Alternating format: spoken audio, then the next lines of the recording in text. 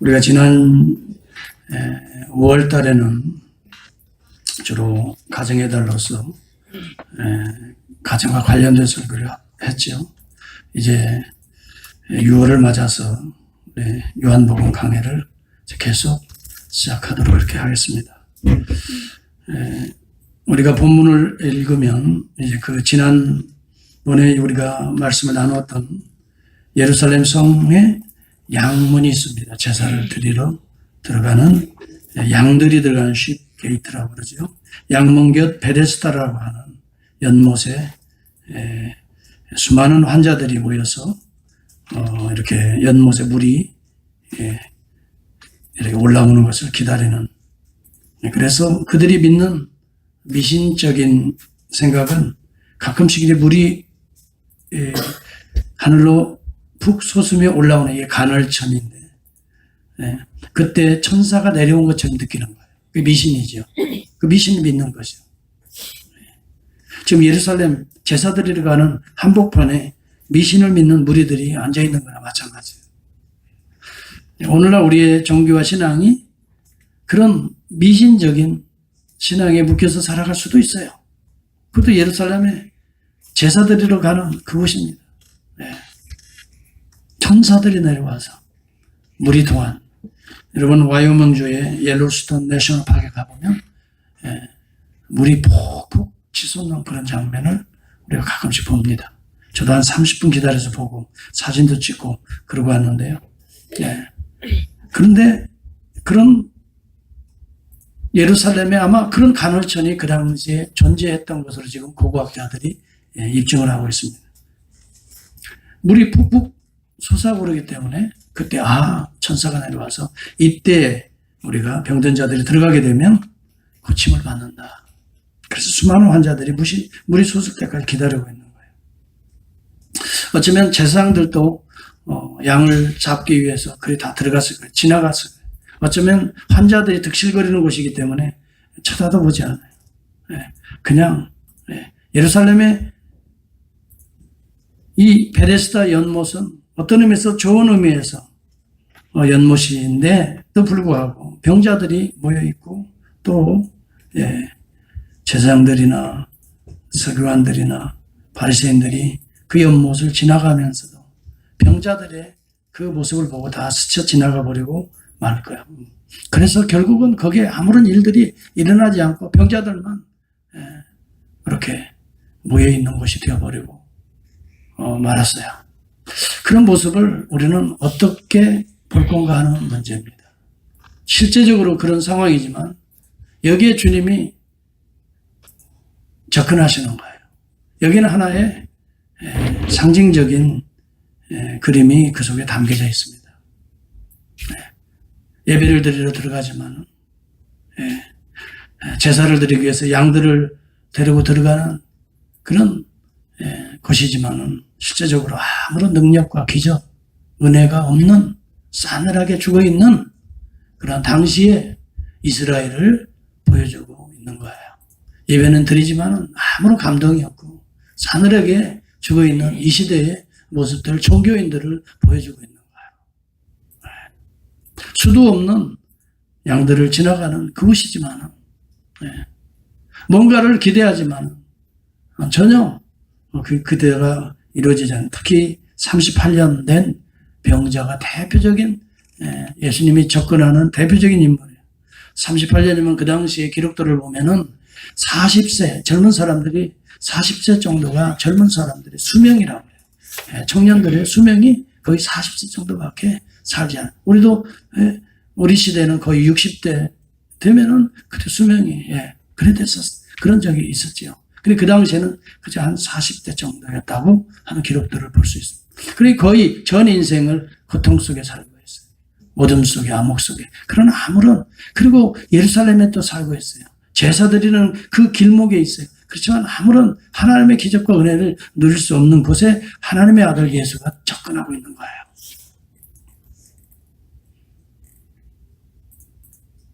그래서 그들 가운데 주님이 말씀하시는, 정말 낫고 싶니? 정말 낫고 싶어. 인생을 정말 새로운 인생으로 살고 싶니? 이런 말을 던지면서 그 가운데에 우리 주님이 놀라운 기적을 베풀어요. 정말 낫고 싶다면 내 말 그대로 내 자리를 들고 일어나라. 38년 동안 일어나 본 적이 없는 인물이에요. 그냥 누워서, 아마 그래서 지체장애예요. 온 몸이 어쩌면 일어설 수 없는 그러한 38년 동안. 다른 사람들은 다 먼저 그 물로 들어가는데 나는 누가 도와줄 사람이 없어서 지금까지도 이렇게 기회를 얻지 못하고 살아갑니다. 내 자리를 들고 일어나라. 걸어라. 예수 그리스도의 말씀 한마디에 그는 일어나 걸게 됩니다. 기적이 일어나는 겁니다. 아무런 은혜가 없는 곳에 은혜가 임하는 것입니다. 하나님의 기적이 일어나는 것입니다. 그러니 그는 정신이 없었지요. 38년 동안 여러분 생각해 보세요. 평생을 누워서 낫기만을 소망하고 뭔가 새로운 이 꿈을 가지고 왔다가 그 계속 한 번도 이런 것을 맛보지 못하는데, 아니 갑자기 지금 물이 솟은 것도 아닌데 나사렛 젊은 청년 같은 한 분이 나타나서 등장해서 들고 일어나 걸어라 하는 그 말에 그대로 순종하는데 진짜 일어나 걸어가는, 너무 기쁘니까 자기가 평생 누웠던 그 침상을 들고 걸어가게 되는 거예요. 이런 기적의 역사가 일어나는 그런 장면들을 우리는 지난 시간에 묵상하면서 오늘 우리의 삶에 기적을 가져다 오시는 분이, 새로운 세계를 일으키는 분이, 새로운 소망을 주신 분이 누구냐? 38년 된 우리의 인생에, 싸늘한 우리의 인생에, 과연 내 인생에 새로운 하늘의 세계를 열어주는 분이 누구냐? 그분은 우리 주 예수 그리스도시다. 오늘 예수 그리스도는 오늘도 38년 된 일어나지 못하는 영적으로 안전뱅이와 같은 영적인 소경과 같은 영적인 이 정말 전원자와 같은 오늘 우리들에게 오늘도 주님은 찾아오셔서 정말 낫고자 하느냐? 네 진심은 무엇인가? 정말 새로운 세계를 소망하는가? 주님이 던졌을 때 낫고자 하나이다. 그러나 사람들은 할 수 없습니다. 누가 도와주는 사람도 없고 나 스스로 일어날 수가 없고, 이것이 바로 오늘 인간의 한계점이라는 것도 생각을 해봅니다. 주님이 그런 자들을 오늘도 찾아오시는, 말씀으로 찾아오시는 거예요. 그래서 그 말씀 그대로 순종할 때 이 놀라운 죽음이 변하여 생명이 되고 절망이 변하여 소망이 되는, 앉은 자가 일어나여 걷게 되는 이러한 새로운 인생의 스테이지로 우리는 가게 되는 것이다. 그런데 여기 본문에 보니까 사람들이 수근거리기 시작합니다. 왜요? 이날은 안식일이니, 그렇게 말합니다. 이날은 안식일이니. 안식일인데 내가 자리를 들고 가는 것이 옳지 않다. 사람들이 그렇게 비난하고, 이제 누가 너를 이렇게 이런 일을 시켰느냐. 사실 자기가 기적을 체험했지만 너무 기쁜 나머지 누가 나에게 명령해서 이런 기적이 일어났는지를 생각할 겨를이 없어서 너무 기뻐서 그냥 자리 들고 걸어가다 보니까 예수가 슬쩍 피해버렸다고 말씀합니다. 여기 본문에 보니까 예수님이 그 현장을 슬쩍 피해버리니까 이 오늘 병 고침을 받은 이 38년 된 병자는 누가 나를 이렇게 고치게 했는지를 알 수가 없어요. 그때 예수님이 나타나시는 거예요. 조용히 나타나셨어. 네. 그래서 이 소경이 믿음을 다시 갖게 되면서 그가 예수인 줄 알게 돼요. 그래서 예수가 말씀하실 때 내가 순종해서 이런 기적의 역사가 일어났다라고 말합니다. 그래서 이 사람들이 이 안식일에 병을 고치고 또 특별히 앉은 것을 침상을 옮겼다, 이것을 시비 걸면서 예수님을 핍박하는 한 과정이 오늘 본문의 내용들입니다. 자, 이 본문을 통해서 우리는 두 가지, 세 가지를 머릿속에 생각을 할 수가 있어요. 과연 안식일에 이렇게 병 고치면 안 되는 것인가?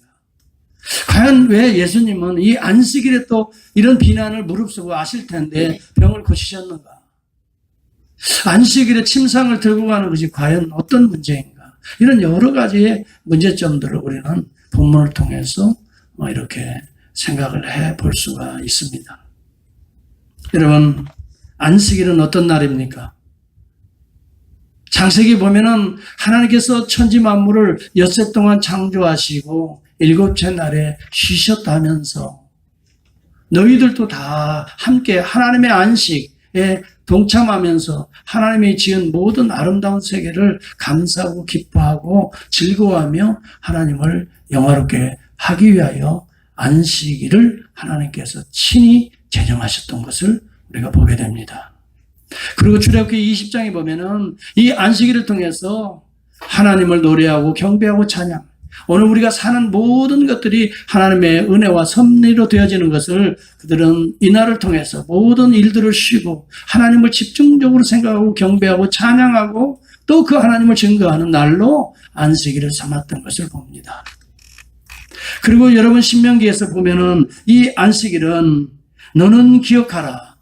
내가 애굽 땅에서 종되었더니 너희 하나님 여호와가 강한 손과 편팔로 너를 거기서 인도하여 내었나니 출애굽 사건과 안식일을 연결을 짓고 있는 이런 장면을 보여주면서 이 안식일은 하나님의 안식, 다만 우주 만물의 하나님의 안식만이 아니라 실질적으로는 죄로부터 자유케 하는 하나님의 안식, 영적인 구원의 개념으로 안식일을 지키도록 하고 있는 장면들을 신명기 15장 5장 15절에서 보여주고 있습니다. 그러므로 우리는 안식일을 어떤 마인드로 지켜야 되는가? 하나님이 온 우주 만물을 창조하시고 오늘도 나를 창조하시고 오늘도 나의 사랑하는 가정과 일터와 우리 모든 믿음의 식구들, 형제들을 다 창조하시고 모든 해와 달과 별과 모든 것들을 우리에게 그저 은혜로 다 공급해 주시는 것을 특별한 날로 하나님을 찬송하며 경배하며 그 은혜를 감사하는 날로 지켜야 될 뿐만이 아니라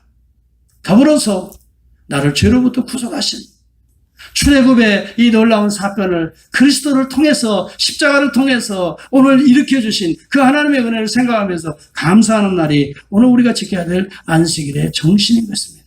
그런데 유대인들은 이러한 하나님의 이 안식일을 제정한 그 하나님의 마음, 하나님의 뜻, 하나님의 목적 이런 것을 상관하지 아니하고 오히려 안식일에는 일하지 말아라고 그랬다. 여기에 집중합니다. 그래서 그들은 일하는 내용들이 무엇인가 우리가 하지 말아야 될 일을 미시나에 이 39가지를 제정을 해놓고 이대로 해야 된다 이거예요. 여러분 이 39가지를 제가 다 조사해 보니까요. 심지어는 바느질도 하지 말고 밭 가는 건 두말할 것들, 농작물을 거두어드리고 국식단을 묻고 타작하고 또 비비고 또 채질하고 반죽하고 빵을 굽고 양털을 깎고 뭐 두 조각을 깨어 베는 거 이런 것도 안 되고요. 또 양을 잡는 거, 사슴의 가죽을 벗기는 거, 소금을 지는 거, 그 가죽을 가공하는 거, 반반하게 만드는 거, 글 자르는 거, 또 글자 쓰는 것도 2글자 이상을 써서는 안 돼요. 그것도 일하는 거예요. 공부하는 거예요. 2글자를 쓰기 위해 2글자를 지우는 것도 안 돼요. 건물을 짓기 위해 망치질을 하는 것도 안 돼요. 그것을 부수는 것도 안 돼요. 불을 켜는 것도 안 돼요. 끄는 것도 안 돼요. 마지막 39번째 보니까 물건을 옮기는 것이 금에 있어요. 그래 이 사람은 물건을 옮겼다는 거예요. 자리를 옮겼다는 거예요.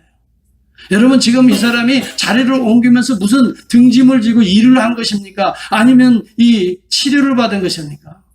이 개념을 이해를 해야 돼요. 여러분 이 사람은 어떤 자기가 일을 공적인 평상시에 일상의 일을 하기 위해서 짐을 옮긴 것입니까? 아니면 자기의 평생의 이 고통의 이 자리를 들고 일어나는 이 하나님의 신유와 기적을 체험한 날입니까? 무엇입니까? 그런데 그들은 짐을 옮긴 것으로 간주해서 예수를 핍박하기 시작하는 거예요. 여러분 우리가 안식일을 이런 의미로서 생각하면 유대인들이나 똑같습니다. 안식일은 여러분 일을 해서는 안 되는 건 사실입니다. 그렇지만 무엇이 일이냐는 것이에요. 육적인 일을 금하지만 영적인 하나님의 일을 행하는 것이 안식일이라는 거예요. 기억하시기 바랍니다. 우리가 주의를 지키는 것은 육적인 이 일상의 일을 금지하는 것입니다. 그러나 여러분 일을 안 한다고 해서 우리가 먹는 것을 안 합니까? 우리가 모이는 것을 안 합니까? 불 켜고 여러분 이런 것을 안 합니까? 예수님이 그러면 전혀 그 행동도 안 하고 그날은 굶었습니까? 그렇지 않습니다.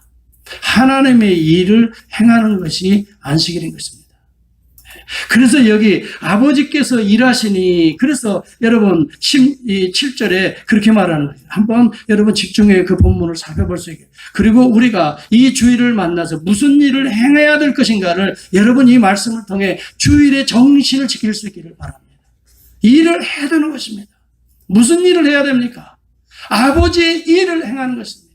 하나님은 우주의 만물을 창조하시고 쉬신 것은 창조의 일을 쉬신 것이지, 섭리하고 그것이 잘 보존되도록 하나님께서는 일을 하셨던 것입니다. 일상의 일을 금지하신 것이, 창조하는 창조의 행위를 금지하신 것이지, 그것을 보존하고 그것을 관리하는, 그래서 그것이 아름답게 만들어지는, 왜곡되지 않도록 보존하는 하나님의 섭리는 계속되었던 것입니다. 한번 본문을 보시기 바랍니다. 17절을 한번 보시기 바랍니다. 다 찾아보세요. 시작. 예수께서 저희에게 이르시되 내 아버지께서 이제까지 일하시니 나도 일한다. 이 우리 주님께서 하신 일은 아버지의 일이었습니다. 이 안식일에 아버지의 일을 행하신 것입니다. 안식일에 아버지의 일이 구체적으로 뭡니까? 죽음과 절망에 있는 자들을 어떻게 하는 거예요? 절망의 문을 열고 소망을 던져주는 일입니다. 그렇지 않습니까? 이것이 하나님 아버지의 하는 일입니다. 안식일이 무엇입니까? 내가 밥 먹기 위해서 일하는 것이 아닙니다. 죽음에 있는, 절망에 있는 자들을 어떻게 하는 겁니까? 건져내는 것이 하나님의 일인 것입니다. 이것이 오늘 교회가 여러분들이 해야 할 일인 것입니다. 대부분 많은 사람들이 주일이니까 예배드리면 안식일을 거룩하게 지킨 것으로 착각합니다. 가서 예배드렸어. 내가 성가대도 봉사했어. 내가 오늘도 밥당번호 밥을 했어. 접대했어. 내가 안내위원으로서 봉사했어. 나는 목사로서 설교했어. 여러분, 이것이 안식일을 지키는 것이 아닙니다. 안식일을 기억하여 거룩히 지키라고 말씀하셨을 때는 안식일을 기억하여 무슨 일을 하라는 것입니까? 하나님의 일을 하라는 것입니다. 하나님의 일은 무엇입니까? 구체적으로 주님이 여기서 데몬스트레이션 하고 있는 죽음에 있는 자들을 살려내는 일을 주님이 하라고 하시는 것입니다. 아버지께서 그 일을 하시는 것입니다. 그래서 여러분, 주일에 우리가 예배 한번 드리고 가는 것이 거룩히 지키는 안식일이 아닙니다. 내가 어떤 것을 맡아서 봉사했다고 그것을 거룩히 지키는 것이 아닙니다. 절대 여러분, 만약 그것이 기준이 된다면 우리는 율법주의적인 신앙생활을 하는, 나 오늘 율법을 지켰다는 것이 아닙니다. 정신을 지켜야 됩니다. 오늘도 예수님을 만나 내가 먼저 예수님과 접촉되어서 내 심령의 모든 죄를 씻고 내가 거듭 태어나는 하나님의 일이 말씀을 통하여 성령이 내 안에서 역사해서 나의 지정을 완전히 하나님의 마음으로 바꿔내고, 그래서 내가 다시 살고, 할렐루야. 여러분, 예수와 접촉해서 이 사는 역사가 일어나야 주일을 진실로 거룩하게 지키는 것입니다. 여러분, 주님 앞에 나와서 예배드리고 순서 다 진행하고 이제 축도하면 끝났다고 해서 내가 거룩히 지킨 것이 아닙니다. 이 모든 과정들을 통해서 누구를 접촉해야 됩니까? 나에게 오늘도 다가오시는 예수를 만나야 되는 것이에요. 예수를 만나지 아니하면, 그가 나에게 말씀하시는 걸 들을 수 없다면, 내가 그분에게 기도로 소통할 수 없다면 우리는 의식적인 예배 형식을 드리고 안식일을 지키고 거룩한 주일을 지켰다라고 말하는 거예요. 여러분, 오늘날 그러한 신자들이 너무너무 많다는 거예요. 안식일에 정신은 빠져버렸어요. 하나님께 예물 드리지 말라는 게 아니에요. 11조 드리지 말라는 게 아니에요. 11조 우리가 정성을 드려야 됩니다. 그런데 11조 하나만 드리고 나서 나는 하나님께 할 일 다 했다라고 생각하는 자기의로 충만한 자가 있어요. 그래서 그런 바리새인들을 향하여 우리 주님은 그렇게 말했어요. 너희가 11조는 꼬박꼬박 잘 드린다. 그러나 의와 인과 신은 저버렸도다. 11조가 무엇인지 알고 지키느냐? 11조는 하나님이 모든 것들을 우리에게 주셨다고 하는 신앙의 고백이요, 최고로 귀한 첫 번째 것을 띄워드리는 것이다. 하나님의 은혜로 살았습니다.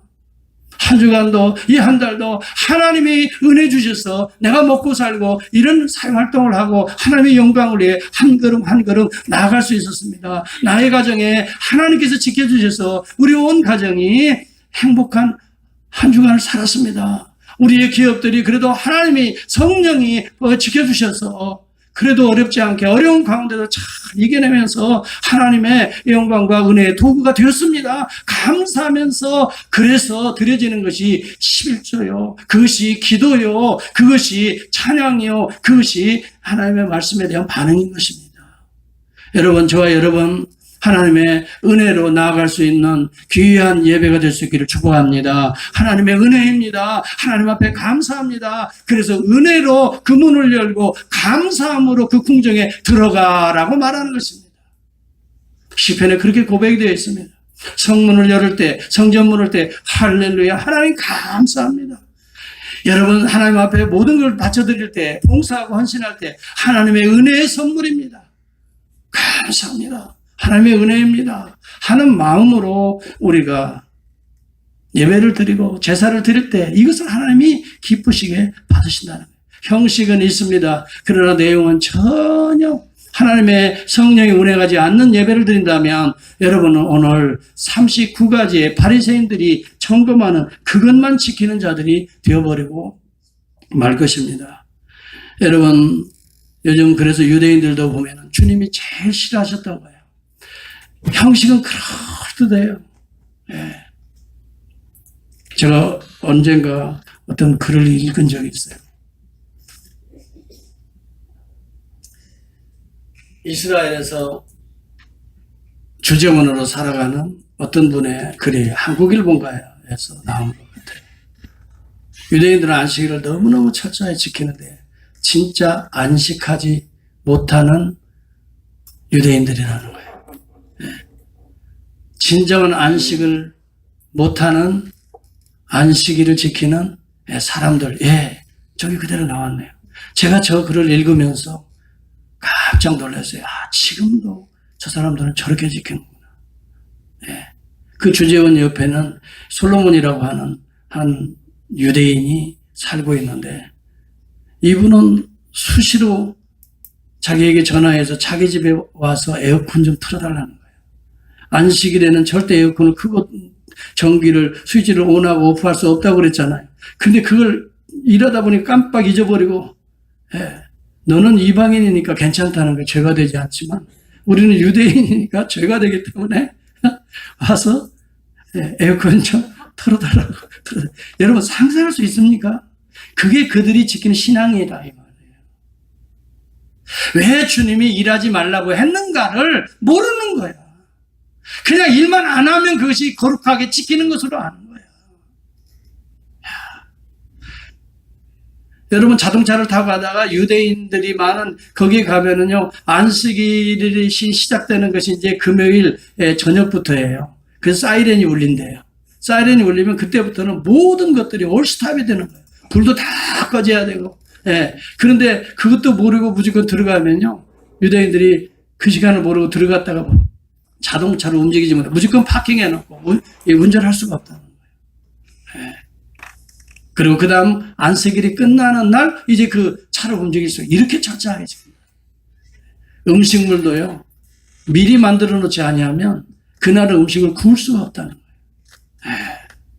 불도 마찬가지래요. 그래서 안식일 전에 불을 켜놓는다는 거예요. 스위치를 켜놓고. 여러분 이것이 하나님을 사랑하는 방법입니다. 그리고 안식일에 죽은 자가 살아나고 병든 자가 고침받으니까 그걸 비난하는 거예요. 그 자리를 들고 갔다는 거예요. 일을 했다는 거예요. 여러분 이런 에리투드가 하나님을 사랑하고 이웃을 내 몸처럼 사랑하는 그런 에리투드입니까? 여러분 오늘 제가 지난 토요일에 새벽 설교에 그런 얘기를 했어요. 정말 하나님을 사랑한다면 하나님이 보여야 되고 이웃이 보여야 된다고 그랬어요. 이것이 계명을 지키는 하나님의 온전한 그리스도이다 그랬어요. 사랑하는 성도 여러분, 우리가 예배를 드릴 때 우리 주님이 보이십니까? 큰일 났네. 큰일 났어. 정말 주님이 보이십니까? 오늘 성찬을 통해서 이것은 내 몸이다, 이것은 내 피다 하는 그 주님이 느껴지십니까? 한 분 한 분. 정말 아버지를 사랑한다면 여러분 아버지가 날마다 보여져야 하는 것입니다. 저는요 제가 진짜 안타까운 게 있어. 진짜 안타까운 게 있어요. 그 뭐냐면 내 사랑하는 우리 아버지 어머니가 특히 어머니가 잊혀져 간다는 거야. 어머님은 사실 60몇 세에 돌아가셨어요. 네. 그 어렸을 때 그때는 국민학교라고요. 국민학교 졸업하고 나서부터는 객지 생활을 하다 보니까 방학 때나 가고 아니면 뭐 명절이 있어요. 이제 대학교 가고 서울로 가다. 그리고 어머니를 많이 만나지를 못했어요. 6년. 예, 그 국민학교 시절 때만 그냥 그렇게 그 집에 살았기 때문에 시골에. 예, 그리고 다 객지로 돌아다녔기 때문에 간혹 가다만. 그래서 어머니의 그 모습을 상상하기가 상당히 어려워요. 그때 어머니가 어떻게 해주시고 그때 내가 방학 때 갔을 때 또 대학 다닐 때 한 번씩 가서 그때 어머니의 모습, 근데 어머니의 모습이 얼굴조차도 이제 40년 50년이 지나니까 얼굴조차도 희미해져. 얼마나 그지. 그래서 내가 어머니 아버지의 사진을 내 책상에다 붙여놓고 예, 날마다 봅니다. 날마다 봅니다. 예. 그러면서 그때 어머니를 생각하는 거예요. 아버지는 그래도 96세까지 사시고 아버지는 그래도 많이 저와 관계가 있었기 때문에 아버지에 대해서는 뚜렷하게 그 관계들을 내가 기억하고 알고 감사하고 이제는 그리워하지만 어머니하고의 관계가 다 잊어져 간다. 내가 이제 얼마나 마음이 아프던지. 예. 그래서 그걸 보고 내가 옛날에 한국에서 가져온 앨범을 쭉 찾아봐서 어머니하고 찍어고 어머니와 관계된 것들을 다 추리기 시작했어요. 그래서 그것을 내가 지금 책상에다 모아놓고 하나씩 보면서 그 어머니가 그렇게 하셨지. 맞지. 네. 그런 것들 기억해요. 그러면서 아버지의 어머니의 그 사람들을 기억하고 감사하고 기뻐하는 거예요. 그것이 친정 어머니와 아버지와 우리의 자식들의 관계 아니겠습니까? 진정 사랑하는 거 아니겠습니까? 그런데 그가 누구인지도 알지 못해. 잊혀져. 옛날 2000년 전에 예수. 예. 여러분 주일은 뭡니까? 주일은요 어렵고 골치 아프게 생각하지 마세요. 신학적으로 너무 깊이 있게 생각할 필요도 없어요. 주일은 2000년 전에 내 죄에 대속하시기 위하여 하늘 보좌를 버리시고 이 땅에 내려오시고 내 죄 때문에 죄값을 치르시기 위해 십자가 앞에 모든 걸 피눈물을 쏟아부어서 나를 살리시기 위해 자기 몸을 찢으시고 피 흘리신 그 예수 그리스도 때문에 내 영혼이 살고 오늘 천국을 누리게 되고 천국을 가게 되고 내 천국의 길을 나의 집까지도 예배해 놓으신 그 주님을 날마다 어때요? 성찬을 통해서 말씀을 통해서 그 주님을 어떻게 하는 거예요? 기억하는 거예요. 감사하는 거예요. 그 주님 앞에 어떻게 하는 거예요? 고백하는 거예요. 아버지 어머니 그때 그렇게 하셨죠? 너무너무 감사해요. 오늘 나는 그것 때문에 존재합니다. 그것 때문에 나는 오늘 여기 있습니다. 이것이 하나님 사랑하는 거라고요.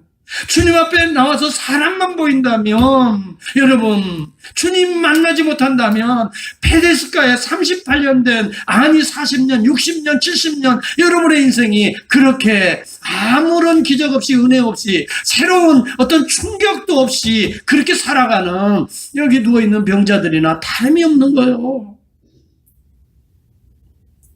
오늘 주일 예배는 예수 만나러 나오는 예수님의 음성을 듣고 예수님이 일어나라 하면 아멘하고 우리의 38년의 묵은 이 자리들을 털쳐버리고 새로운 세계로 담대히 걸어가는 날이 그렇게 구속받는 날이 그렇게 재창조되는 날이 오늘 우리의 주일의 예배가 되어야 될 줄을 믿습니다.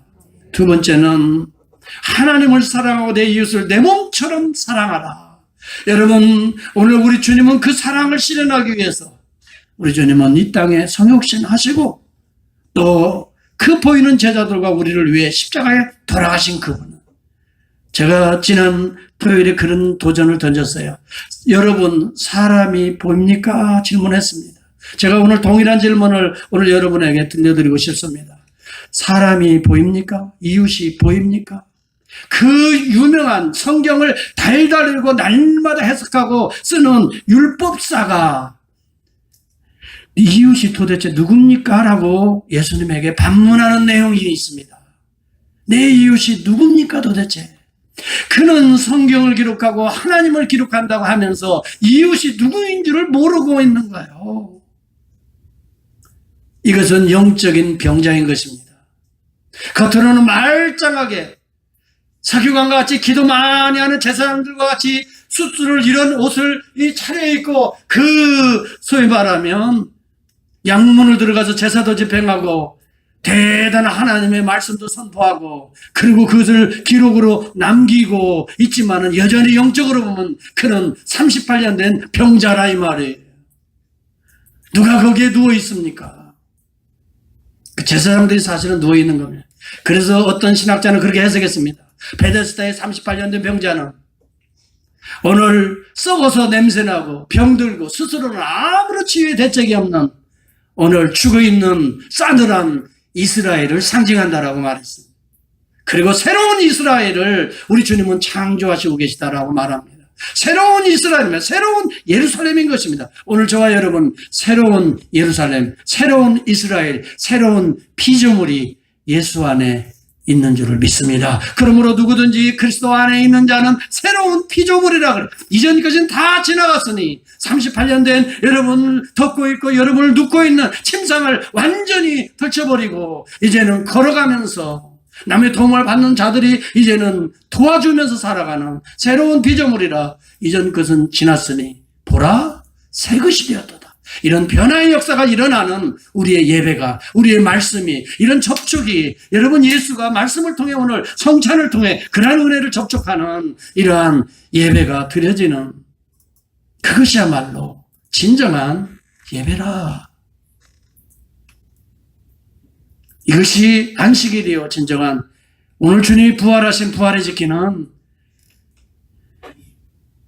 주일의 예배인 것입니다. 제가 동일하게 여러분 저 자신에게도 동일하게 묻습니다. 여러분 매 예배마다 우리 주님이 보이십니까?